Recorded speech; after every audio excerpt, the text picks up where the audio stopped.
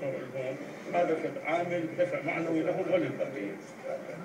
نأمل منكم إن شاء الله تعالى خلال هذه الفترة أن يجد هناك تغيير جذري يؤدي إلى النتائج التي نرجوها. جيشنا إن شاء الله يبقى جيش الوطني المقتدر الذي يكون مثالا في الشجاعة، في البسالة، في الصمود، في الثبات، في مقاومة هؤلاء الأشرار، مسك بالعراق بوحدته، حفاظ على مواطنيه، حفاظ على هذا الشعب. حتى هذا الملف حقيقة هو مقدمة لحد كل الملفات. أنا لا أريد أن أطيل عليكم، لكن نأمل إن شاء الله من الآن فصاعدا أن تؤخذ هذه الأمور بنظر الاعتبار حتى نصل إلى ما تريدون أنتم وإحنا.